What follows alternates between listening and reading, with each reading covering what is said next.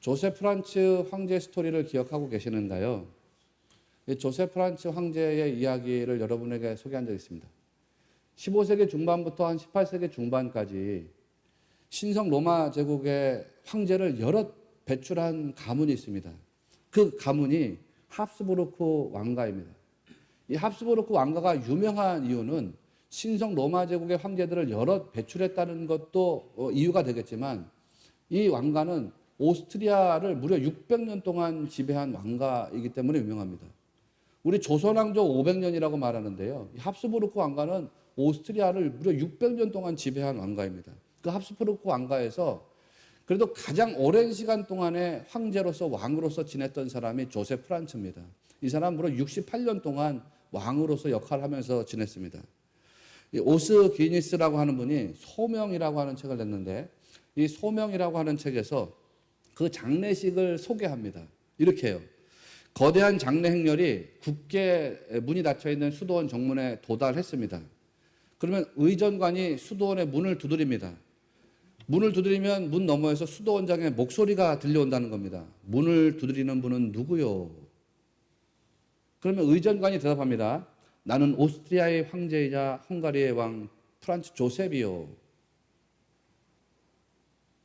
안에서 다시 목소리가 들려옵니다. 나는 당신을 모르겠습니다. 당신은 누구요? 그러면 의전관이 다시 대답합니다. 나는 오스트리아의 황제이자 헝가리, 보헤미아, 갈리시아, 로도메리아, 달마시아의 왕이며 트라닐바니아의 대공작이자 모라비아의 후작이며 스티리아와 코린티나의 공작인 프란츠 조셉이요. 아주 거창하게. 그러면 그 안에서 다시 수도원장이 말합니다. 우리는 당신을 도무지 모르겠습니다. 당신 도대체 누구요? 그러면 의전관이 문 앞에서 무릎을 꿇고 겸손을 구하는 목소리로 말합니다. 저는 하나님의 자비를 겸손히 구하는 불쌍한 죄인 프란츠 조셉입니다. 그때 수도원 문이 열리면서 이제 당신은 들어와도 좋소 라는 수도원장의 목소리가 들린다는 것입니다. 여러분, 이 스토리가 여러분에게 확실하게 깨달아지셔야 됩니다. 천국과 지옥이라는 것은 분명히 존재하지 않습니까? 여러분은 천국과 지옥이 존재한다고 다 믿으시죠? 천국과 지옥은 분명히 존재한다고 믿습니까? 지난주에 국민일보 기사를 보니까요, 우리나라 사람들 중에 약 한 30%는 천국과 지옥이 있다고 믿는답니다. 그러니까 천국이 있다고 믿는 사람이 한 30%가 되고요, 지옥이 있다고 믿는 사람이 29%래요. 그러니까 뒤집어서 말하면 우리나라 사람들 중에 천국과 지옥이 있다고 믿지 않는 사람이 70%가 된다는 뜻입니다. 사람들이 천국과 지옥에 대해서 믿지 않습니다. 우리나라 사람들의 70%가. 그런데요, 여러분이 지나가는 사람들에게나 교회를 다니지 않는 사람들이나 예수님 믿지 않는 사람들에게 당신 지옥에나 가십시오 라고 한번 말해 보십시오. 그러면 그들이 어떻게 반응하는지 아십니까? 천국과 지옥이 있지 않다고 믿는다고 말하는 사람들에게 당신 천국에 가십시오 라고 하면 그 사람 좋아합니다. 그러나 반면에 당신은 지옥에 가십시오 라고 그러면 화를 냅니다. 왜 그럴까요? 자기의 이성은 알지 못하지만 자기의 본성은 알고 있기 때문입니다. 하나님이 그렇게 우리를 지으셨거든요. 자기의 생각으로는 모르는데 자기 무의식의 세계, 본성의 세계에서는 그거를 감지하고 있기 때문입니다. 그래서 천국 가라 그러면 예수님 믿지 않아도 좋아하고, 지옥 가라 그러면 예수님 믿지 않는 사람들 화를 냅니다. 여러분, 얼마나 우리나라 사람들이 불쌍합니까? 자기가 지옥에 들어가게 될 비극적인 운명이라는 사실을 모르면서 이 세상을 살고 있는 거 아닙니까? 이 나라 사람들 중에 70%가 넘는 사람들이요, 그거를 모르고 살아간다는 거 아닙니까? 얼마나 불쌍합니까, 여러분? 화려한 옷을 입고 막 잘난 척하면서 살아가는 것 같지만요, 실상은 마귀에게 딱 붙잡혀가지고 지옥의 땔감이 될 운명이라는 사실을 모르고 살아간다는 거 아닙니까?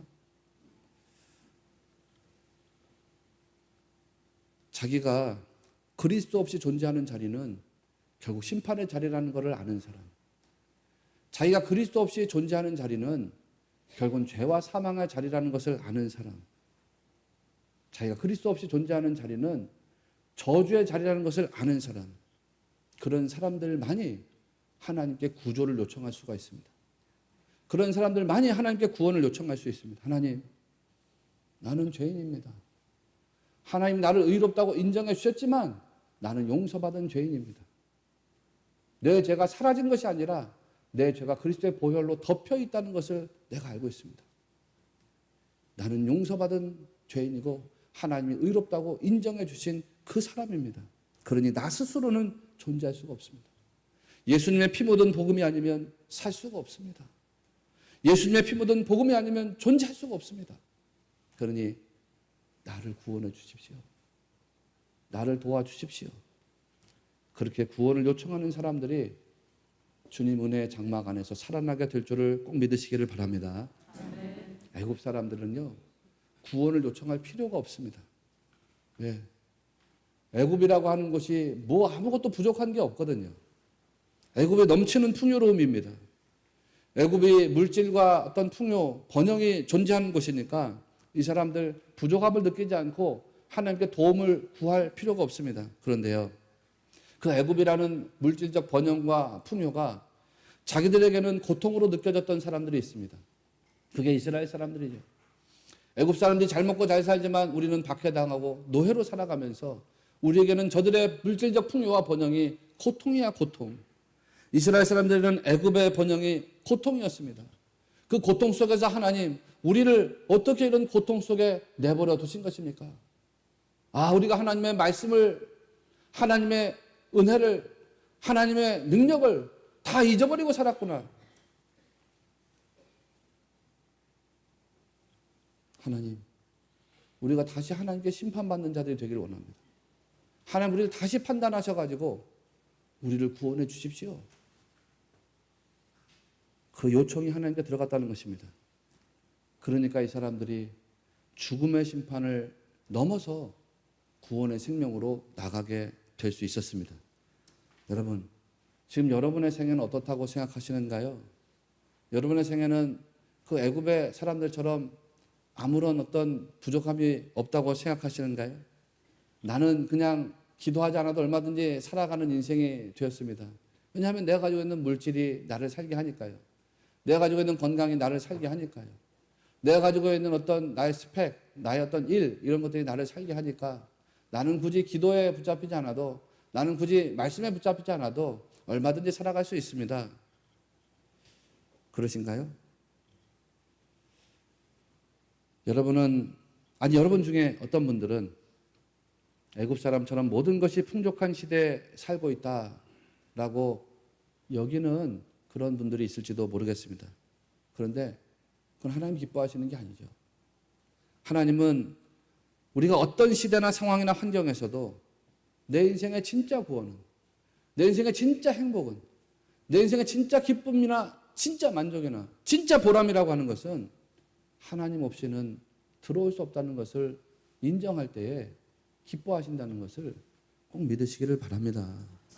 그래서 내가 살아가는 모든 삶의 현장 속에서 하나님께 요청을 해야 되는 거예요. 요청. 구조를 요청해야 된다고요. 여러분 중에는 제가 장담하건대 그 누구도 하나님의 구조가 필요하지 않은 분은 존재하지 않습니다. 여러분은 다 무엇이든지 하나님의 구조를 필요로 합니다. 그게 존 하리차난의 표현대로 돈 문제든지 건강 문제든지 관계 문제든지 간에 그 모든 것 속에서 뻗어져 나간 수십 가지, 수백 가지, 수천 가지의 문제든지 간에 반드시 하나님의 구조를 필요로 하게 되어 있습니다. 그런데요, 하나님은 하나님께 구원을 요청한 사람들, 그 구조를 요청한 사람들을 그리스도의 보혈 아래로, 그 보혈의 권세 아래로 모아주시는 분이라는 것을 기억하셔야 됩니다. 6월절에 이스라엘 백성이 어린 양의 피권세 안에서 구원받은 것처럼 하나님께 구원을 요청하는 사람들이 그리스도의 피권세 아래에서 구원받는 생명이 되는 것입니다. 그런데요, 우리가 이 사실을 분명한 진리로 알고 있으면서도 반드시 간과하면 안 되는 또 다른 사실이 하나 있습니다. 오늘날 우리 그리스도인들이 심각한 오해를 가지고 신앙생활을 한단 말이에요. 예를 들면 여러분은 아니지만 한국교회 여전히 수많은 사람들이 지성소 신학을 잃어버리고 산단 말이에요. 그래서 예배 신학이 없어요. 아니, 예배 신학이 있지만 잘못된 예배 신학에 묻혀 살아간단 말이에요. 수많은 오해 속에서 산다고요.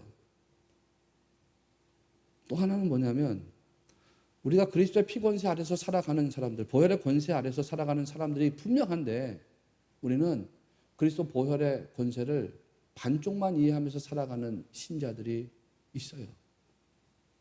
많이 있어요. 그래서 신앙이 왜곡돼요. 진짜로 살아갑니다. 사람들이 예수님의 십자가 은혜가 대속의 은혜라는 거 너무 잘 알고 있습니다. 그렇죠? 그런데 예수님 십자가 은혜가 대속의 은혜라는 것을 많이 생각하면서 살면서도 그 십자가 은혜가 전가의 은혜라는 사실에 대해서는 많이 잊어버리고 살아갑니다. 십자가의 은혜는 대속의 은혜이면서 동시에 전가의 은혜이거든요. 근데 우리가 신앙생활하면서 대속의 은혜만 너무 많이 끌어안고 살다 보니까 이 전가의 은혜를 잊어버리고 살아갑니다. 대속이 뭡니까, 여러분? 예수님께서 나를 대신해서 죽으셨다라는 뜻이죠. 예수님이 내 죄를 대신해서 그 죄값을 치르시고 대신 죽으셨다는 게 대속이죠. 그래서 내가 예수님이 대신 죽으셔서 죄사함을 받게 되었다라는 것이 대속의 은혜입니다. 이거 기독교의 중요한 교리입니다. 그런데요, 이거와 똑같이 중요한 교리가 전가의 은혜입니다. 전가는 무엇입니까? 전가는 옮겨지는 것이죠. 옮겨진다는 건 그 속으로 들어간다는 뜻입니다. 레위기 제사법에서 죄 지은 사람이 짐승 희생제물의 머리에다가 안수를 하면 나의 죄와 나의 생명이 그에게로 들어갑니다. 옮겨지는 것입니다. 이게 전가인 것이죠, 전가. 나의 죄와 나의 생명이 어린 양에게로 옮겨진다. 다르게 표현하면 나의 죄와 나의 죽음이 어린 양에게로 옮겨지는 것입니다. 내 생명이, 나의 죄가 속죄양 되시는 어린 양 예수님께로 들어가는 것입니다. 들어가서 예수님이 죽으실 때 나의 죄도 함께 죽고 나도 함께 죽는 것입니다. 이것이 전가의 은혜입니다. 내가 죽어야 마땅한데 예수님 내 대신에 죽으셔서 감사합니다. 이렇게 생각하는 것은 기본입니다. 왜? 이거 대속의 은혜이니까요. 그런데 우리 신앙이 거기서 멈추면 안 됩니다. 많은 신자들이 여기에 멈춰 있습니다. 우린 거기서 멈추면 안 되고 거기서 더 가야 됩니다. 예수님, 내가 죽어야 되는데 예수님이 내 죄를 대신 지시고 십자가에 달려 돌아가셔. 너무 감사합니다, 주님. 그 대속의 은혜 정말 한량없는 감사, 찬송, 영광 올려드립니다. 그 고백이 끝나고 난 다음에 우리는 거기서 전가의 은혜로 더 가야 됩니다. 예수님, 십자가에서 죽으실 때에 예수님 안으로 들어간 나의 생명과 나의 죄악도 함께 죽은 것입니다. 예수님, 어린 양 되시는 예수님만 죽으신 것이 아니라 나도 예수님 안에서 같이 죽은 자 된 것입니다. 이게 지난주에 말씀드린 설교의 핵심 주제였죠. 이게 전가입니다, 전가. 그런데요, 많은 그리스도인들이 대속의 은혜는 생각하는데 전가의 은혜를 생각하지 않습니다. 그러다 보니까 신앙이 어떻게 됩니까? 십자가와 나를 자꾸 분리시킵니다. 십자가와 나를 자꾸 분리시킵니다. 예수님의 십자가, 내 십자가가 다르다고 생각합니다. 예수님은 십자가에서 달려 돌아가셨고, 예수님은 십자가에서 고난당하셨고, 나는 십자가 밑에서 살아있는 자로서 존재한다, 이런 말씀입니다. 내가 주님과 함께 십자가에 달려있는 것인데 주님만 함께 십자가에 달려있고 나는 십자가 밑에서 십자가에 달린 예수님을 바라보는 그런 신앙을 하고 있다, 이런 말씀입니다. 이게 리얼리티라고 그러죠. 여러분이 예능 TV 바라보는 것처럼 그렇게 십자가를 바라보는 겁니다. 여러분이 예능 TV를 바라보는 것처럼 강단에서 설교하는 저를 그렇게 바라보는 겁니다. 예능 TV를 보면서 여러분이 저거는 좋네, 저거는 나쁘네, 비평하고 평가하고 웃고 즐기고 떠들고 감동하는 것처럼 여러분이 강단에서 흘러나간 설교를 보면서 목사님 오늘 말씀이 좋네. 그럼 땡큐입니다. 아, 오늘 저 말씀 마음에 안 드는데. 그러면 자꾸 분리시킵니다. 말씀과 여러분을 분리시킵니다. 나와 여러분을 분리시킵니다. 목사님은 목사님 생각이고 나는 내 생각이고, 십자가는 예수님 십자가가 다르고 내 십자가가 서로 다르다는 것입니다. 그래서요, 신앙이 액츄얼리티가 되지 않고 자꾸 리얼리티가 됩니다. 십자가가 나를 자꾸 분리시켜가지고서 신앙생활 하려고 합니다. 나는 죽지 않고 예수님만 계속해서 죽으라고 자꾸 합니다. 예수님, 나 누가 미워 죽겠는데요. 나는 예수님, 그 사람 미운 거 내가 풀지 못하겠어. 그 예수님이 대신 죽으세요, 십자가에서. 예수님, 나는 이런 범죄하는 자가 되었는데, 예수님, 나는 이 범죄를 내일 또 지으려고 하거든요. 그러니까 내 대신 주님이 십자가에 달려 죽으시고, 나는 그냥 십자가 밑에서 또 죄를 지을게요. 이런 사람들의 특징이 뭐라 그랬어요? 후회라 그랬죠, 후회. 내가 옛날에 그랬어야 되는데, 전에 그랬었어야 되는데, 과거에 그랬었어야 되는데, 후회만 하다가 끝난단 말이에요. 내가 그리스도와 함께 십자가에 못 박혔나니 그런즉 이제는 내가 사는 것이 아니요 내 안에 그리스도께서 사시는 것이라. 갈라디아서 2장 20절에서 사도 바울이 했던 외침을 우리는 절대로 잊어버리면 안 됩니다. A.W. 토저 목사님이 십자가에 못 박혔다는 게 무슨 뜻이냐라고 하는 걸 세 가지로 설명한 적이 있어요. 십자가에 못 박혔다는 것은 세 가지 뜻이 있습니다. 첫째는 무슨 뜻이냐면 십자가에 못 박혔다는 것은 더 이상 움직일 수 없다는 뜻입니다. 자기의 생각, 자기의 뜻대로 움직일 수 없다는 뜻입니다. 왜냐하면 그는 십자가에 못 박혔기 때문입니다. 여러분이 십자가에 못 박혀 있다라고 생각해 보십시오. 여러분은 자기의 뜻대로 움직일 수가 없습니다. 왜냐하면 못 박힌 자가 되었기 때문입니다. 자기 생각대로 자기 뜻대로 살 수가 없습니다. 왜냐하면 십자가에 못 박혔기 때문입니다. 두 번째로 십자가에 못 박혔다고 하는 것은 앞만 볼 수 있다는 뜻입니다. 그랬어요. 그렇죠. 십자가에 못 박힌 사람은 앞만 볼 수 있습니다. 다르게 말하면 주님이 바라보시는 것만 볼 수 있습니다. 고개를 돌려서 뒤를 볼 수가 없습니다. 왜냐하면 그는 십자가에 못 박혀 있기 때문입니다. 십자가에 못 박힌 상태에서는 주님이 바라보시는 것만을 보게 되어 있습니다. 제가 선교지를 다니면서 청년들하고 선교할 때 가장 많이 불렀던 찬양이 하나님 아버지의 마음이란 찬양이라고 고백한 적이 있습니다. 아버지 당신의 마음이 있는 곳에 나의 마음이 있기를 원해요. 아버지 당신의 눈물이 있는 곳에 나의 눈물이 고이길 원해요. 아버지 당신이 바라보는 영혼에게 나의 두 눈이 향하길 원해요. 아버지 당신이 울고 있는 어두운 땅에 나의 두 발이 향하길 원해요. 이런 가사입니다. 그렇게 하나님의 마음이 있는 곳, 하나님의 눈물이 있는 곳, 하나님의 시선이 있는 곳, 거기에 나도 함께 있기를 간절히 사모하면서 찬양을 불렀습니다. 그렇게 찬양을 부르다 보면 내가 나의 삶을 돌아보고 나의 길을 돌아보고 나의 생각을 돌아보면서 회개가 저절로 일어나는 것을 많이 체험했습니다. 하나님의 뜻과 섭리로 살아야 되겠다라고 하는 다짐과 결심이 저절로 일어나는 그런 체험을 참 많이 했습니다. A.W. 토저 목사님이요, 십자가에 못 박혔다고 하는 것의 세 번째 뜻은 뭐냐면 결코 되돌아갈 수 없는 것이다 라고 했습니다. 여러분, 그렇습니다. 십자가에 못 박힌 사람은 다시 돌아갈 수가 없습니다. 왜냐하면 그는 십자가에 못 박힌 상태이기 때문입니다. 여러분은 과거로 돌아갈 수가 없습니다. 과거로 돌아갈 수가 없습니다. 우리는 사도 바울이 말했던 것처럼 표대를 향하여 부르심의 상을 쫓아서 뒤에 있는 것은 다 잊어버리고 앞에 있는 것만을 향해서 달려가는 자들이 되어야 합니다. 그게 지속되는 사람에게 축복의 땅, 약속의 땅 들어가게 하시는 하나님의 은혜가 나타나게 되는 겁니다. 신앙생활에 고난이 없을 수는 없죠. 그렇잖아요. 신앙생활에 고난이 없을 수는 없습니다. 왜냐하면 출애굽 다음에 항상 광야잖아요. 신앙생활에 시련과 환난이 없을 수는 없습니다. 그런데요, 신앙생활에 고난이 없을 수 없는 것처럼요, 신앙생활에 축복도 없을 수가 없습니다. 믿으시는가요? 신앙생활에 고난, 시련, 환난이 없을 수가 없는 것처럼 신앙생활에 축복과 영광이라는 것도 없을 수가 없습니다.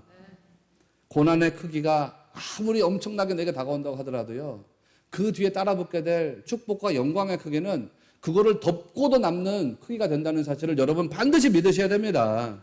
시련이나 환란이 있다 그러면요, 그보다 훨씬 큰 축복과 영광이 여러분에게 따라 붙는다는 거 꼭 믿으시길 바랍니다. 오늘 말씀 제목이 뭐예요? 바람에 흔들리지 않고 열리는 열매는 없다 그랬잖아요. 그렇지 않습니까? 열매가 작게 나와가지고서 그게 자라가지고 맛있게 익어질 때까지 바람에 흔들리지 않는 열매가 어디 있을 수가 있겠습니까? 아이, 목사님 요즘에는 하우스에서 다 키우기 때문에 바람 맞지 않고 잘 큽니다. 하나님의 창조 섭리에는 바람에 흔들리지 않고 열리는 열매가 없습니다, 여러분.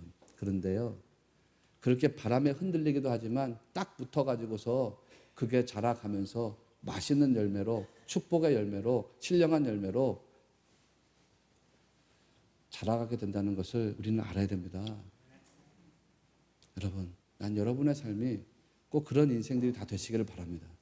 고난 시련도 맞이할 수 있지만 그러나 그 속에서 하나님 주시는 축복과 영광의 크기를 체험하는 복된 성도가 되기를 바란다, 이런 말씀이에요. 그런데요, 그것이 어디서 나타나느냐면 믿음으로 경주하는 삶에서 나타나게 돼 있어요. 가만히 앉아있는 신앙에서 나타나는 게 아니라요, 믿음으로 경주하는 신앙에서 나타난다고요. 그래서 제가 앞서 말씀드렸지만 잠깐 잡족에 대해서 우리가 주목할 필요가 있다 하지 않았습니까? 이스라엘 사람들과 함께 수많은 잡족들이 출애굽했다고 했습니다. 그런데 이 잡족 출신 중에서 제일 유명한 사람이 누구라고 했습니까? 그렇죠. 제가 성경에서 제일 좋아하는 인물 갈렙 아닙니까? 갈렙. 이 잡족 출신 중에 제일 유명한 사람이 갈렙입니다. 여호수아 14장 말씀을 보면 갈렙이라는 이름을 소개하면서 앞에 수식어를 딱 갖다 붙인단 말이에요. 아주 의도적이라 그랬죠. 그니스 사람 여분의 아들입니다. 창세기 15장 말씀에서 하나님이 아브라함과 횃불 언약을 맺으시거든요. 그러면서 아브라함에게 약속의 땅을 이거 줄게라고 말씀하세요. 이런 족속 사는 땅을 너에게 다 주겠어, 그렇게 말씀하거든요. 그때 제일 먼저 주시겠다고 하시는 땅이 뭐냐면 겐 족속, 그니스 족속, 감문 족속의 땅을 주겠다, 이렇게 나와요.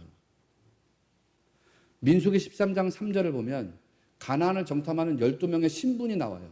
그 신분이 수령이라고 그랬습니다. 수령. 그렇죠. 히브리 말로 로쉬. 무슨 뜻이라고 했어요? 백성들의 지도자, 이런 뜻이라고 했죠. 잡족 출신의 갈렙이요, 유다지파의 일원이 됐습니다. 유다지파, 하나님의 언약의 장자권을 계승한 유다지파, 다윗과 솔로몬을 비롯한 남유다 모든 왕들의 출신 지파 유다지파, 가나안 정복 전쟁을 할 때 가장 앞장서서 싸우고 가장 적극적으로 싸웠던 그 유다지파의 한 사람이 된 겁니다. 근데 그 한 사람 된 거로 만족이 안 된 거예요. 이 사람은 유다지파의 한 사람에서 어디까지 올라가냐면 유다지파의 로시, 대표 지도자까지 올라갑니다. 세상에서 성공했다는 뜻이 아닙니다, 여러분. 절대 오해하면 안 됩니다. 이 사람 믿음으로 승리한 자가 된 겁니다. 영적으로 승리한 사람이 된 겁니다. 그것이 갈렙이라고 하는 인물입니다. 어떻게 그렇게 될 수 있었느냐 보면요, 일생을 그냥 믿음으로 경주한 거예요. 믿음으로. 여호수아 14장 8절 말씀 보면 갈렙이 나는 내 하나님 여호와께 충성하였으므로 이렇게 고백하거든요. 말레, 힘을 다했다, 이런 뜻이에요. 일생 동안 하나님께 힘을 다했다는 거예요. 이게 액츄얼리티죠. 액츄얼리티. 하나님과 자기를 분리한 게 아니에요. 약속과 자기를 분리한 게 아니에요. 약속이 자기 안에 들어와서 자기 비전이 됐어요. 하나님 말씀이 자기 안에 들어와서 그게 인생을 이끌어 나가는 그게 동력이 됐어요. 하나님이 자기 안에 들어와서 자기가 하나님께 이끌려가는 그런 인생 됐어요. 하나님과 자기가 분리된 게 아니에요. 분리됐던 사람들은 10명의 정탐꾼, 실패했던 사람들이죠. 이 사람은 분리가 안 돼요. 그러니까 뭐예요? 여호수아 14장 와서도 여호수아 앞에서 내 나이 85세로 돼 그때나 지금이나 일반이라 싸움이나 출입이나 감당할 수 있사온 적, 이렇게 나가죠. 85세가 됐는데 40살에 가나안 땅 정탐할 때하고 똑같다는 거예요. 지금 달라지지 않았다는 거예요. 믿음도 달라지지 않았고 자기의 힘도 달라지지 않았고, 힘이 어떻게 달라지지 않았겠습니까? 조지 휘필드, 영국의 존 웨슬리와 동시대를 살았던 유명한 설교가 아닙니까? 그 조지 휘필드에게 사람들이 와가지고 야, 좀 그만해라, 일 좀 쉬어가면서 해라. 그랬더니 조지 휘필드가 사람들에게 그렇게 말했답니다. 녹슬어서 없어지느니 차라리 닳아서 없어지는 게 낫습니다. 나는 닳아서 없어지는 망치가 되고 싶지 녹슨 망치가 되고 싶지 않습니다. 그렇게 말했대요. 난 여러분의 신앙도 여러분의 삶도 녹슬어서 그냥 사라지는 그런 인생들, 신앙들 되지 않았으면 좋겠습니다. 여러분의 믿음도 인생도 하나님 앞에서 진짜 불타서 달아 없어지는 그런 믿음과 인생이 되시기를 주님의 이름으로 축원합니다.